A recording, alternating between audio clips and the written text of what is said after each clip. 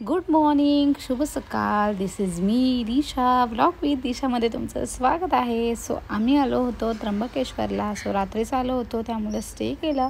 सकाळी लवकर उठून आम्ही मंदिरामध्ये गेलो होतो, कारण की आम्हाला समजलं होतं की खूप जास्त गर्दी आहे सकाळीसुद्धा. कारण आज होता सोमवार, सोमप्रदोष आणि शिवरात्र. सो आमचा दिवस आज खूप छान होता. सो आम्ही गेलो तेव्हा असं वाटत होतं की काहीच गर्दी नाही आहे, आपलं लवकरच दर्शन होईल. बट असं काहीच झालं नाही. पुढे गेल्यावर आम्हाला एवढी गर्दी दिसली होती की 7 तास आम्ही लाईनमध्ये होतो आणि एवढा जास्त थकवा आला होता की काहीच सांगू. म्हणजे खाल्लं नव्हतं काय सकाळपासून, त्यात हा पाऊस. फायनली आमचं दर्शन झालं आणि ते पण खूप छान झालं. त्यामुळे जो थकवा होता तो निघून गेला. दर्शन करून बाहेर आलो तर हा एवढा पाऊस आला होता की आमची घाई झाली छत्री शोधायची.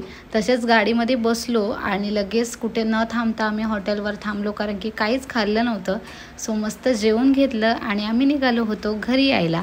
फायनली आम्ही 4 दिवस खूप जास्त मज्जा केली. आमची शॉर्ट ट्रिप खूप छान झाली. त्यानंतर घरी आले. That's it. भेटूया नेक्स्ट ब्लॉगमध्ये. Bye bye.